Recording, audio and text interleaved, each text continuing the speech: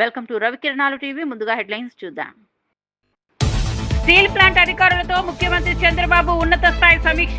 విశాఖ ఉక్కు గాడిన పడుతోంది, బలోపేతానికి పూర్తి సహకారం అందిస్తామన్న సీఎం చంద్రబాబు. ప్లాంట్ పురోగతిపై ప్రతి నెలా సమీక్షించాలని ప్రభుత్వ ప్రధాన కార్యదర్శికి ఆదేశం. నవంబర్ 11న జూబ్లీహిల్స్ ఉప ఎన్నిక, 14న ఫలితాలు. జూబ్లీహిల్స్ సహా పలు రాష్ట్రాల్లోని ఉప ఎన్నికలకు షెడ్యూల్ విడుదల, 13న ఉప ఎన్నిక నోటిఫికేషన్, 21 వరకు నామినేషన్ల గడువు.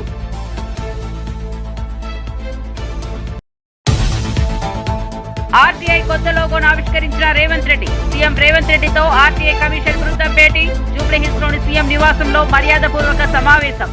20వ జాతీయ ఆర్టీఐ వారోత్సవాల సందర్భంగా కార్యక్రమం. కర్ణాటకలో జస్టిస్ గోపాల గౌడ అమృత మహోత్సవం వేడుకలకు హాజరైన పవన్ కళ్యాణ్. రాజకీయాల్లో ఓడినప్పుడు తన భుజం తట్టి ధైర్యం చెప్పారని వెల్లడి. జనసేన సిద్ధాంతాలకు గౌడ బలమైన మద్దతుదారుడన్న పవన్. రిజర్వేషన్లకు వ్యతిరేకంగా దాఖలైన పిటిషన్ను కొట్టివేసిన ధర్మాసనం. హైకోర్టులో కేసు పెండింగ్ లో ఉన్నందున జోక్యం చేసుకోలేమని స్పష్టీకరణ. స్థానిక సంస్థల్లో బీసీలకు 42% రిజర్వేషన్లు కల్పించిన రేవంత్ సర్కార్. మొత్తం రిజర్వేషన్లు 50% దాటాయంటూ పిటిషన్ వాదన. తెలంగాణ రాష్ట్రంలోని జూబ్లీహిల్స్ అసెంబ్లీ స్థానానికి ఉప ఎన్నిక షెడ్యూల్ను ఎన్నికల సంఘం విడుదల చేసింది. నవంబర్ 11వ తేదీన పోలింగ్, 14న ఓట్ల లెక్కింపు జరగనుంది. తెలంగాణతో సహా వివిధ రాష్ట్రాల్లోని 8 అసెంబ్లీ స్థానాలకు ఉప ఎన్నికలు జరగనున్నాయి.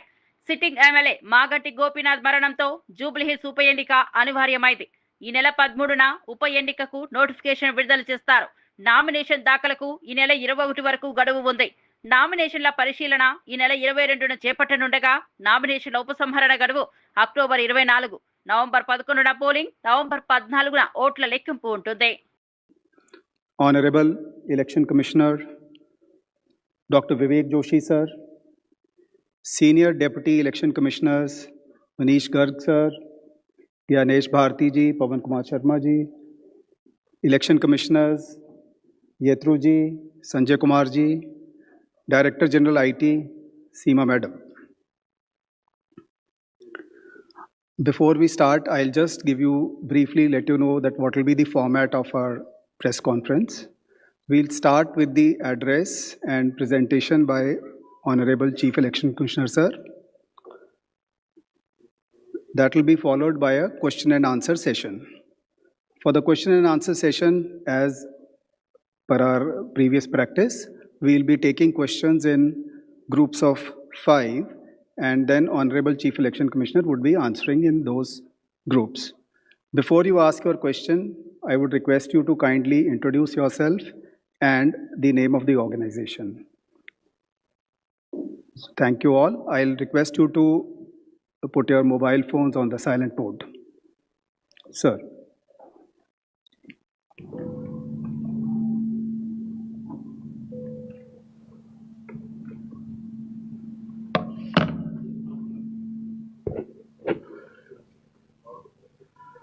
Honorable Election Commissioner Dr. Sukhbir Singh Sandhu ji, Honorable Election Commissioner Dr. Vivek Joshi, election commission के वरिष्ठ अधिकारीगण और सभी मीडिया के साथियों,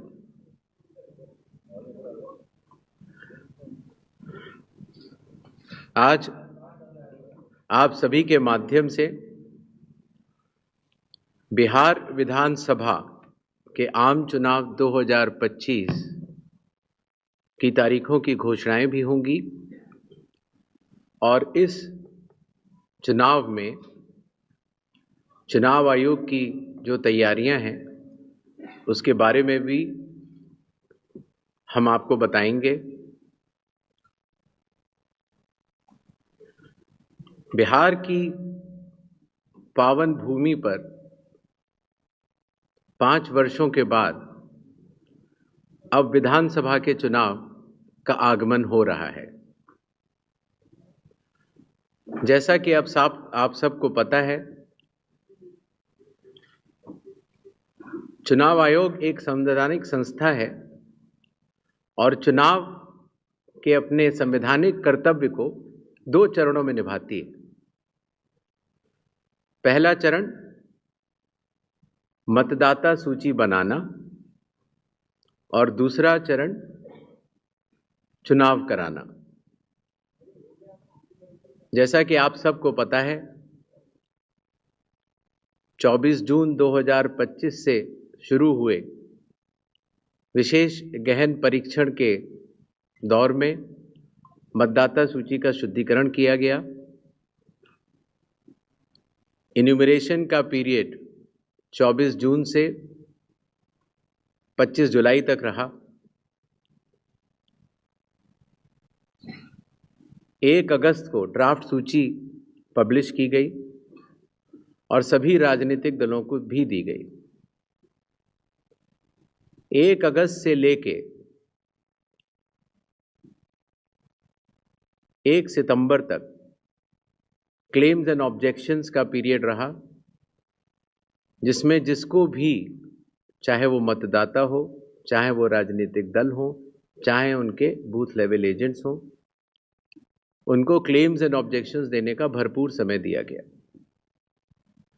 और उसके बाद पात्रता का परीक्षण हुआ और 30 सितंबर को फाइनल मतदाता सूची प्रकाशित कर दी गई। फाइनल मतदाता सूची भी सभी राजनीतिक दलों को दी जा चुकी है और अभी भी अगर उसमें कोई भी इलेक्टोरल रजिस्ट्रेशन ऑफिसर से कोई गलती रह गई हो तो उसके ऊपर जिला अधिकारी के पास अपील फाइल की जा सकती है। और साथ ही साथ किसी का नाम अगर छूट गया हो तो नॉमिनेशन के 10 दिन पहले तक जुड़वा सकता है।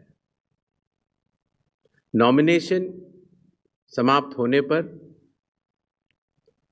जो भी मतदाता सूची फाइनल होगी उस पर चुनाव होंगे और उसके उपरांत कोई भी नाम जोड़ा नहीं जा सकता। अभी हाल ही में चुनाव आयोग की पूरी टीम ने और हम तीनों चुनाव आयुक्त ने बिहार का दौरा किया और दौरा करने के बाद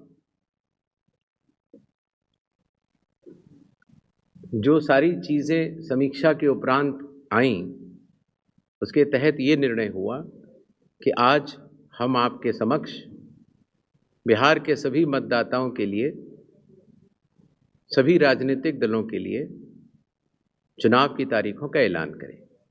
తెలంగాణ రాష్ట్ర సమాచార హక్కు కమిషన్ కు కొత్త లోగో వచ్చింది. ముఖ్యమంత్రి రేవంత్ రెడ్డి జూబ్లీ హిల్స్ లోని తన నివాసంలో ఈ నూతన లోగోను ఆవిష్కరించారు. 20వ జాతీయ ఆర్టీఐ వారోత్సవాల సందర్భంగా రాష్ట్ర సమాచార కమిషన్ బృందం ముఖ్యమంత్రిని మర్యాద పూర్వకంగా కలిసింది.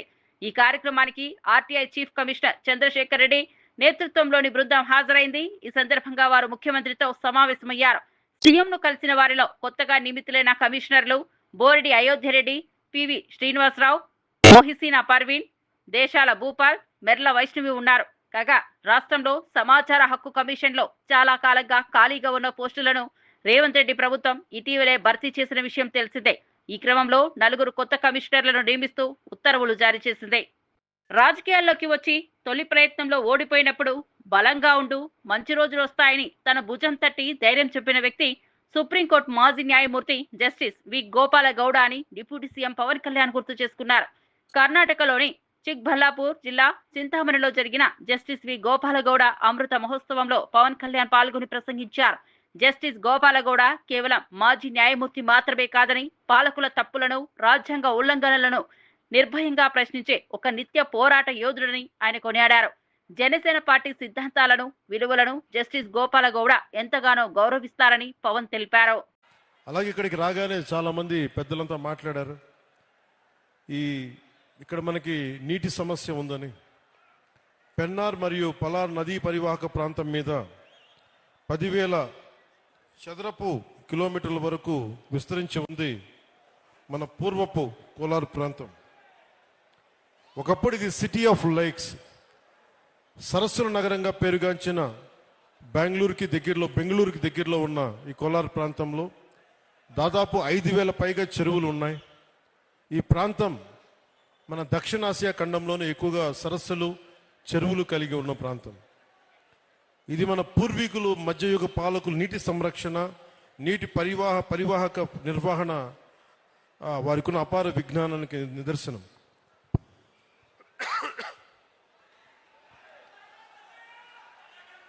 అలాగే ఇది మన జిల్లాలన్నీ కూడా ల్యాండ్ లాక్ రీజియన్స్ కాబట్టి నీటిని అందించడం మీద ఎలాంటి చర్యలు చేపట్టాలి అనేది చాలా బలంగా మాట్లాడారు అందరూ. దానికి సంబంధించిన ఇన్ఫర్మేషన్ కూడా ఇచ్చారు. అలాగే కోలార్, చిక్బళ్ళాపూర్ జిల్లాలు బెంగళూరుకు ఆహారాన్ని అందించే అక్షయ పాత్ర ఈ రోజున నీటి ఎద్దడితో ఇబ్బంది పడుతూ ఉన్నారు. దీనికి సంబంధించి సోదర భావంతో మీ సమస్యని పరిష్కరించడం కోసం ఒక ప్రయత్నం చేస్తారని మీకు తెలియజేసుకుంటా ఉన్నాను. తెలంగాణలోని స్థానిక సంస్థల ఎన్నికల ముందు రేవంత్ రెడ్డి ప్రభుత్వానికి సుప్రీంకోర్టులో భారీ ఊరట లభించింది. స్థానిక సంస్థల్లో బీసీలకు 42% రిజర్వేషన్లు కల్పిస్తూ ప్రభుత్వం ఇచ్చిన జీవోను సవాల్ చేస్తూ దాఖలైన పిటిషన్ను సర్వోన్నత న్యాయస్థానం సోమవారం కొట్టివేసింది. ఈ అంశంపై ఇప్పటికే హైకోర్టులో విచారణ జరుగుతున్నందున తాము జోక్యం చేసుకోలేమని స్పష్టం చేసింది. జస్టిస్ విక్రమ్నాథ్, జస్టిస్ సందీప్ మెహతాలతో కూడిన ధర్మాసనం ఈ పిటిషన్పై విచారణ చేపట్టింది. హైకోర్టులో కేసు విచారణలో ఉండగా ఇక్కడికి ఎందుకు వచ్చారని పిటిషనర్ తరపు న్యాయవాదిని ప్రశ్నించింది. దీనికి న్యాయవాది బదులిస్తూ హైకోర్టు స్టే ఇచ్చేందుకు నిరాకరించిందని తెలిపారు. తెలంగాణలో బీసీలకు 42% రిజర్వేషన్లు అమలు చేయించేందుకు సుప్రీంకోర్టులో పోరాడతామని డిప్యూటీ సీఎం బట్టి విక్రమార్క ప్రకటించారు. రాష్ట్రంలో బీసీ రిజర్వేషన్లకు చట్టసభలు ఏకగ్రీవంగా ఆమోదం తెలిపిన విషయం గుర్తు చేశారు. తెలంగాణలో జరిగిన సిపిక్ సర్వే ఎంతో సమగ్రమైందని, దేశంలో ఎక్కడా ఇంత వివరంగా సర్వే చేయలేదని పేర్కొన్నారు.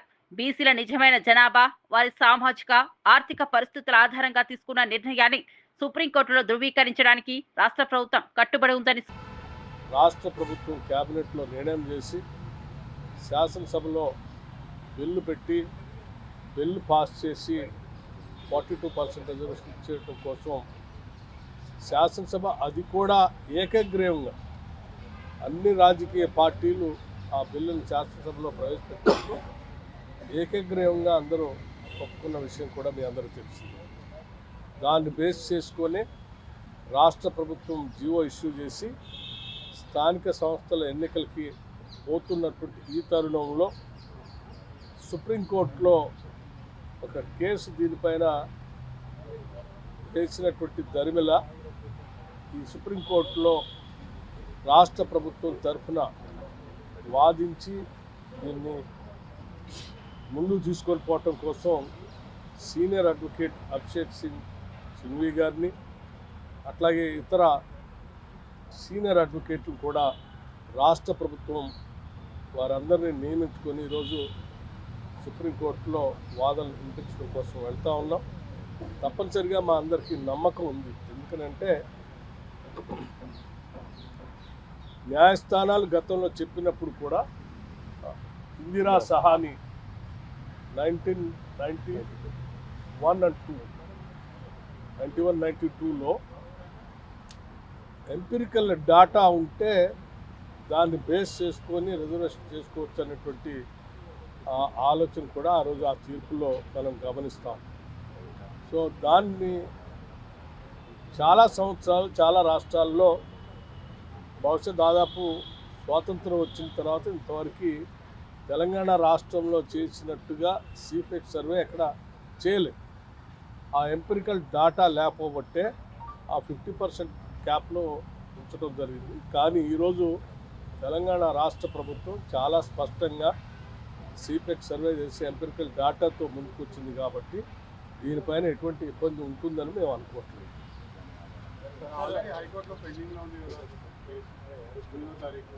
దానికి సంబంధించినటువంటి ఇది న్యాయస్థానాలకు సంబంధించిన అంశం.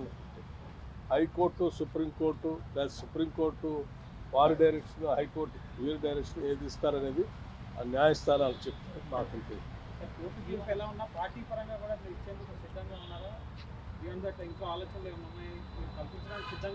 ఊహాజనితమైనటువంటి ప్రశ్నలు మీది. మేము తప్పనిసరిగా కోర్టులు కూడా దీనికి సానుకూలంగానే ఉంటాయని మేము ఆశిస్తాము. రిపీట్. నల్గొండ జిల్లా మిర్యాలగూడ వద్ద ఫలక్నుమా ఎక్స్ప్రెస్ రైలు గంటసేపు నిలిచిపోయింది. హౌరా నుంచి సికింద్రాబాద్ వెళ్తున్న ఈ రైలు ఇంజన్లో సాంకేతిక లోపం తలెత్తడంతో ప్రయాణం ఆగిపోయింది. ఈ అనూహ్య ఆటంకంతో ప్రయాణికులు తీవ్ర ఇబ్బందులు ఎదుర్కొన్నారు. వేడి కారణంగా బోగీల్లో ఆక్సిజన్ లేమి, నీటి కొరతతో ప్రయాణికులు ఆందోళనకు గురయ్యారు. సమాచారం అందుకున్న రైల్వే అధికారులు మరో ఇంజిన్ను తెప్పించేందుకు చర్యలు చేపట్టారు. ఇంజిన్ మార్పు పనులు పూర్తయిన వెంటనే రైలు తిరిగి ప్రయాణం ప్రారంభించే అవకాశం ఉన్నట్లు అధికారులు తెలిపారు.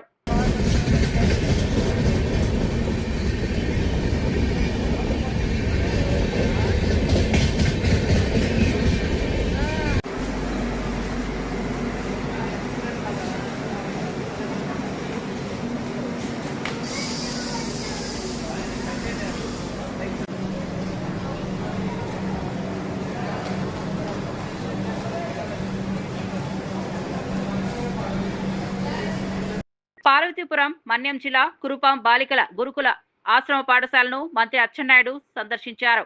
పాఠశాలలో ఇటీవల 2 విద్యార్థులు మరణించారని ఆయన ఆవేదన వ్యక్తం చేశారు. విశాఖ కేజీహెచ్ ఆసుపత్రిలో 42 మంది, జిల్లా ఆసుపత్రిలో 93 మంది చికిత్స అందిస్తున్నట్లు మంత్రి తెలిపారు. ఈ సంఘటనపై కారణాలపై వెంటనే ఆరా తీసుకోవాలని ఆదేశించారు.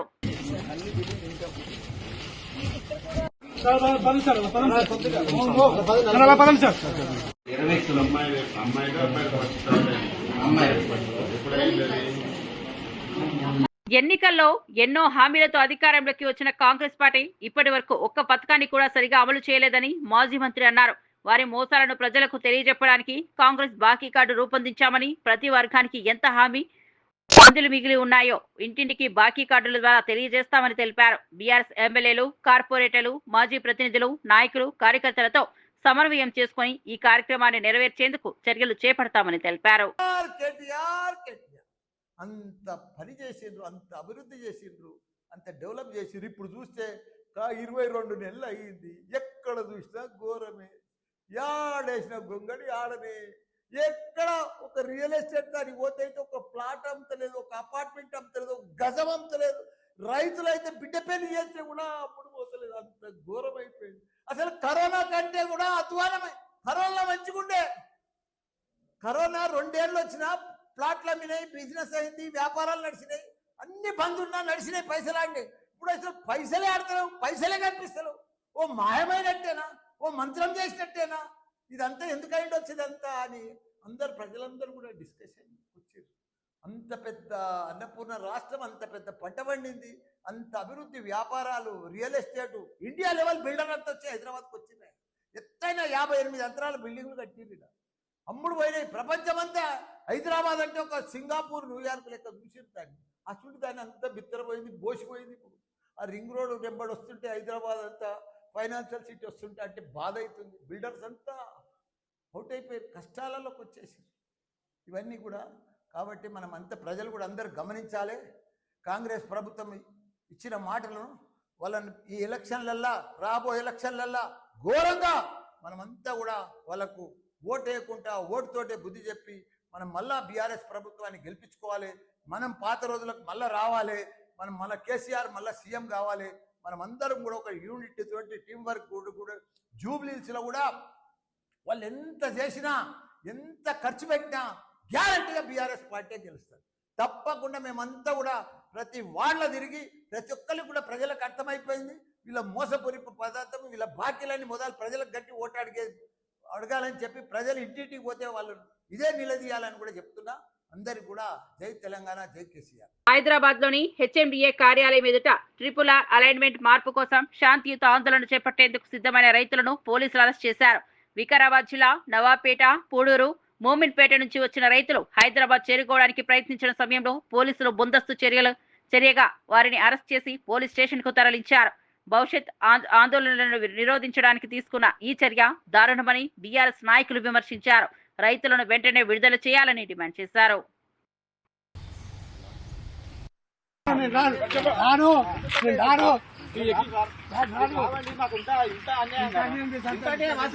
రైతులది ఇంత అన్యాయమా? మేము రాము సార్, మేము శాంతియుతంగా ధర్నా, మాకు హక్కు లేదా? మాకు హక్కు లేదా అంటురా?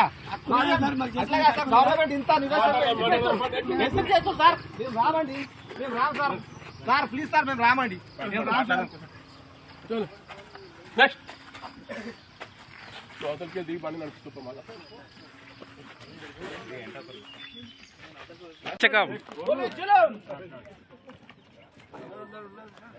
Right.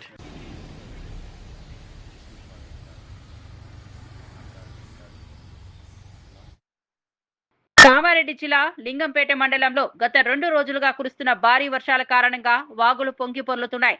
ఈ పరిస్థితిలో ఒక గర్భిణిని అత్యవసర పరిస్థితుల్లో ఆసుపత్రికి తరలించాల్సి వచ్చింది. గ్రామస్తులు చేయి కలిపి వాగును దాటించి ఆమెను 108 అంబులెన్స్ సిబ్బందికి చేరువ చేశారు. అంబులెన్స్ సిబ్బంది వెంటనే ఆమెను ఆసుపత్రికి చేసుకుని వెళ్లి అవసరమైన వైద్యం అందించారు. ఈ ఘటనలో గ్రామస్తుల సమర్థవంతమైన సహకారం, ఎమర్జెన్సీ స్పందన తక్షణమే ప్రభావాన్ని చూపింది.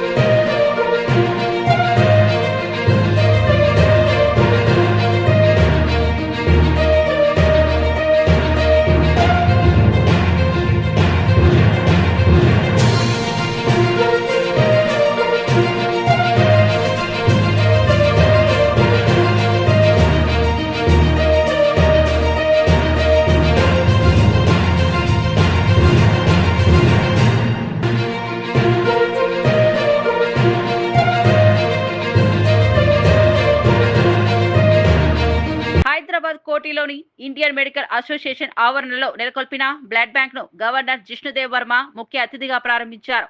ఈ కార్యక్రమంలో ఐఎంఏ రాష్ట్ర అధ్యక్షుడు డాక్టర్ ద్వారకనాథ్ రెడ్డి కూడా పాల్గొన్నారు. గవర్నర్ వైద్యులు సమాజానికి వెన్నెముకలుగా ఉన్నారని, పేద రోగులకు మానవత్వంతో సేవలు అందించడం అభినందనీయమని పేర్కొన్నారు. రోగుల సౌకర్యం కోసం కేంద్ర ప్రభుత్వం ఆయుష్మాన్ భారత్, వికసిత్ భారత్ వంటి పథకాల ద్వారా సేవలు అందిస్తున్నట్లు తెలిపారు. అలాగే వైద్యులపై దాడులకు పాల్పడే వారిపై విధించే శిక్షా కాలాన్ని 4 సంవత్సరాల నుండి 7 సంవత్సరాల వరకు పొడిగించాలని ఐఎంఏ చేసిన విజ్ఞప్తిని ప్రభుత్వం దృష్టికి తీసుకెళ్తానన్నారు. Doctors are indeed the backbone of our healthcare system. Their welfare intimately tied to the well-being and happiness of our society. The critical issues raised, ranging from the Clinical Establishment Act and fire safety regulations to tariff revision, require balanced deliberation and collaborative resolution. These challenges call for partnership, a shared commitment between government and the medical fraternity to secure fairness, safety and sustainability in healthcare. Nandyal జిల్లా ఆత్మకూరు మండలం కరివేణ గ్రామంలో ఉద్రిక్తత నెలకొంది. నకిలీ భగవద్గీతతో హిందువులను మోసం చేస్తున్నారంటూ రైతుల సంఘ మత ప్రచార వాహనాన్ని గ్రామస్తులు అడ్డుకున్నారు. రోడ్డుపై బుక్లను కాలువలో పడేసి ప్రచారకులను హెచ్చరించిన గ్రామస్తులు వెంటనే వెనక్కు వెళ్లమని సూచించారు.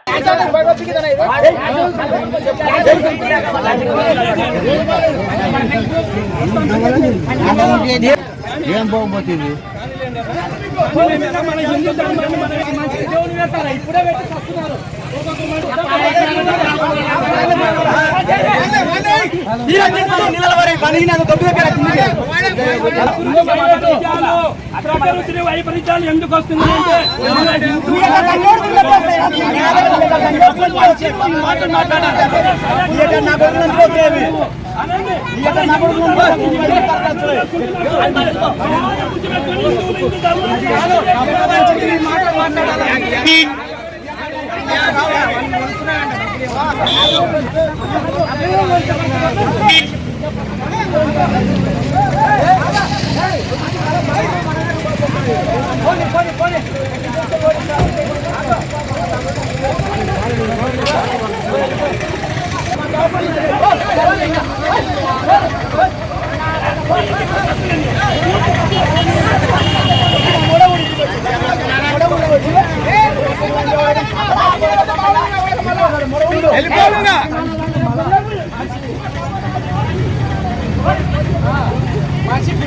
ఎమ్మెల్యే సోమిరెడ్డి చంద్రమోహన్ రెడ్డి ఓట్లేసిన ప్రజలకు కల్తీ మద్యం తాగించి చంపినట్టు వైసీపీ పార్టీపై ఆవేదన వ్యక్తం చేశారు.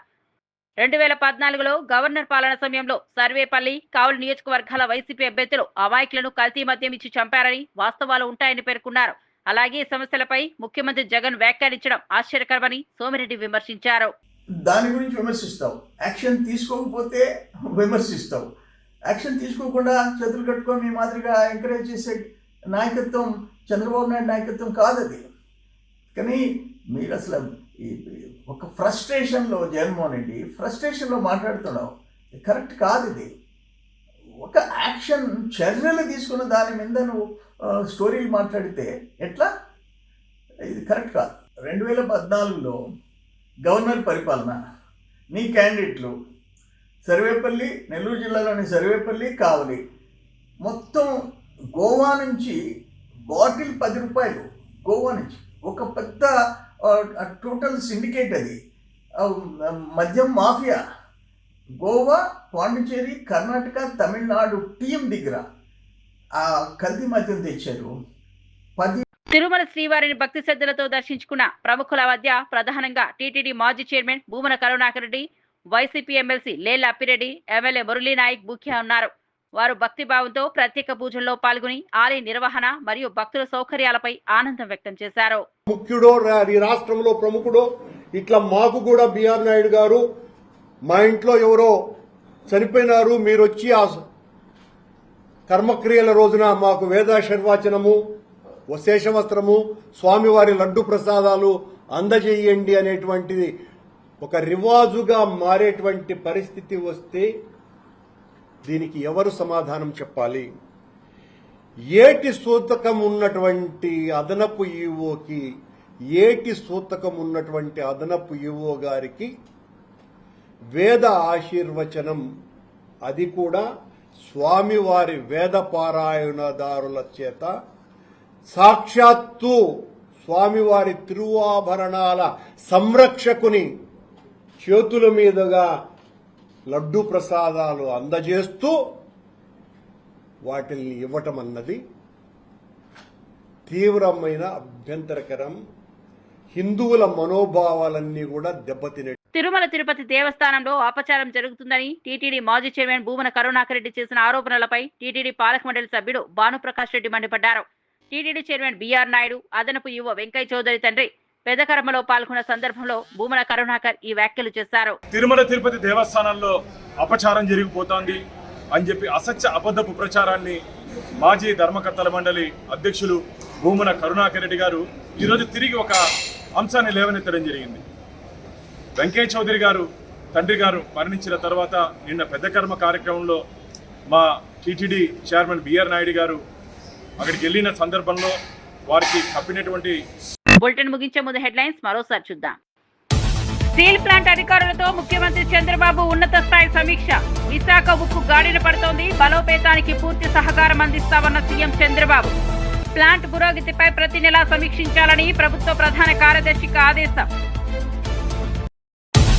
నవంబర్ 11న జూబ్లీహిల్స్ ఉప ఎన్నిక, 14న ఫలితాలు.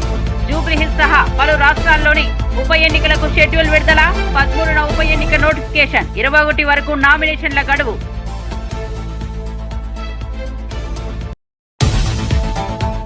ఆర్టీఐ కొత్త లోగోను ఆవిష్కరించిన రేవంత్ రెడ్డి. సీఎం రేవంత్ రెడ్డితో ఆర్టీఐ కమిషన్ బృందం భేటీ. జూబ్లీహిల్స్ లోని సీఎం నివాసంలో మర్యాదపూర్వక సమావేశం. 20వ జాతీయ ఆర్టీఐ వారోత్సవాల సందర్భంగా కార్యక్రమం. కర్ణాటకలో జస్టిస్ గోపాల గౌడ అమృత మహోత్సవం వేడుకలకు హాజరైన పవన్ కళ్యాణ్. రాజకీయాల్లో ఓడినప్పుడు తన భుజం తట్టి ధైర్యం చెప్పారని వెల్లడి. జనసేన సిద్ధాంతాలకు గౌడ బలమైన మద్దతుదారుడన్న పవన్. రిజర్వేషన్లకు వ్యతిరేకంగా దాఖలైన పిటిషన్ను కొట్టివేసిన ధర్మాసనం. హైకోర్టులో కేసు పెండింగ్ లో ఉన్నందున జోక్యం చేసుకోలేమని స్పష్టీకరణ. స్థానిక సంస్థల్లో బీసీలకు 42% రిజర్వేషన్లు కల్పించిన రేవంత్ సర్కార్. మొత్తం రిజర్వేషన్లు 50% దాటాయంటూ పిటిషన్ వాదన. మరిన్ని అప్డేట్స్ కోసం చూస్తూనే ఉండండి రవికిరణాలు టీవీ.